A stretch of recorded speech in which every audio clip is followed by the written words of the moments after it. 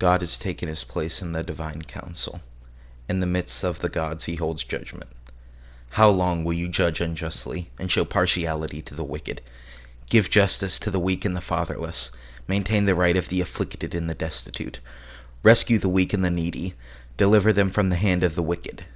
They have neither knowledge nor understanding. They walk about in darkness. All the foundations of the earth are shaken. I said, you are gods, sons of the Most High, all of you. Nevertheless, like men, ye shall die, and fall like any prince. Arise, O God, judge the earth, for you shall inherit all the nations. Psalm 82 is one of the most controversial passages within the Hebrew Bible. This passage has caused many Christians to question their most fundamental beliefs about Christianity. Is this passage teaching polytheism? Have we got it wrong this whole time? Is Yahweh simply one member of a much larger pantheon? These are all questions that have been asked when trying to decipher this passage, and many feel that they have been left unanswered. In this video, I will explain the three most popular theories used when interpreting Psalm 82, and I will attempt to show that there are no hidden messages of polytheism, but instead something much deeper. Now, the first theory offered to explain the plurality of gods is trinitarianism, but the flaws with this theory are numerous. For starters, one of the core tenets of Trinitarianism is that, although there are three co-equal and co-eternal persons, there is in fact only one God. So a mention of multiple gods is not compatible with Trinitarianism. But this is the least of the problems for the Trinitarian view. If we are to understand the plurality of gods as a reference to the Trinity, then what we have here is one of the members of the Trinity condemning the other two to die due to their unjust ways and favoritism of that which is wicked.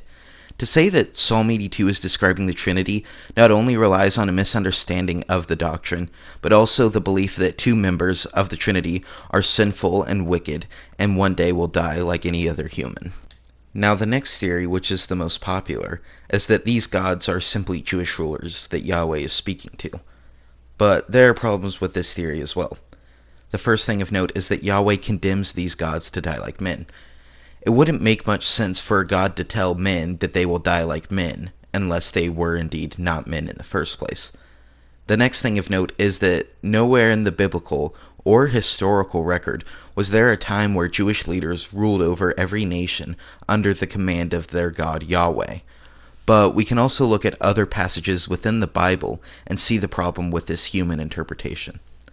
When we look at Psalm 89, verses 5-7, we see another reference to the divine council. This council or assembly is in the skies with Yahweh, a place where humans certainly do not reside.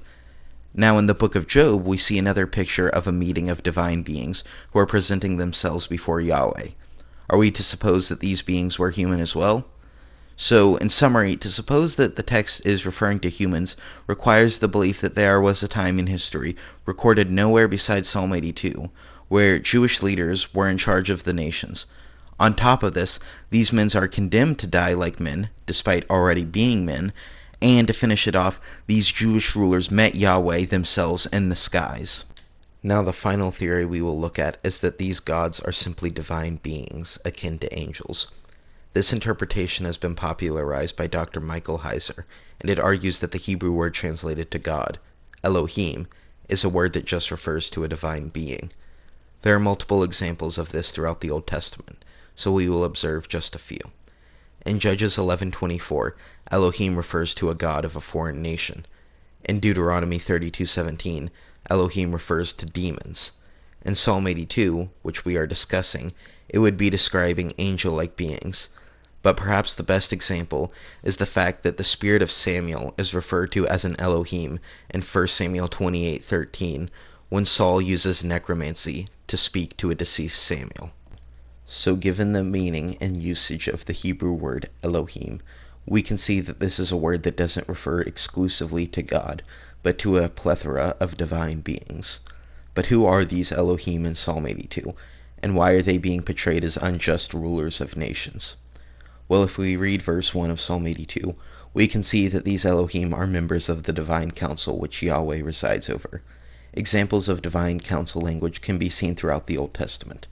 I have already cited Psalm 82, 89, 5-7, and Job 1 when referring to this divine council, but there are other scriptures such as 1 Kings 22, 19-22, Jeremiah 23:18, and Daniel 7:9-10. I bring up these passages to show that the concept of a divine council in which Yahweh resides over isn't an explanation pulled out of thin air to hide polytheism, but instead an idea observed all throughout the Old Testament. But we still haven't really answered, why are they ruling over the nations in these passages? We can go to Deuteronomy 32:8-9 to find the answer.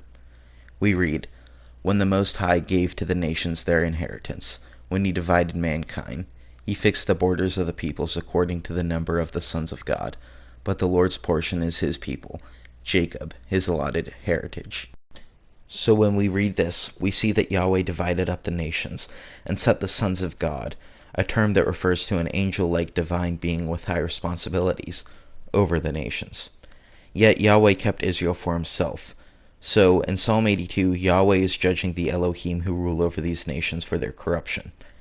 Now, I want to conclude this video by saying that the Old Testament, and the Bible as a whole, is very interesting.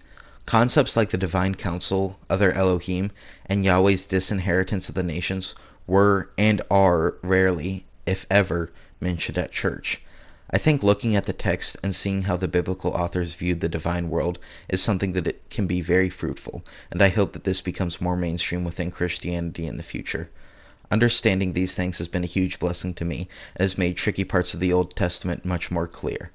So, to recap, Psalm 82 isn't about polytheism or a pantheon, but an important episode within the biblical text in which God condemns these divine beings for their corruption over the nations he set under them. With that being said, thank you for watching this video. If you liked it, then feel free to leave a like. If you have anything to say, then leave a comment.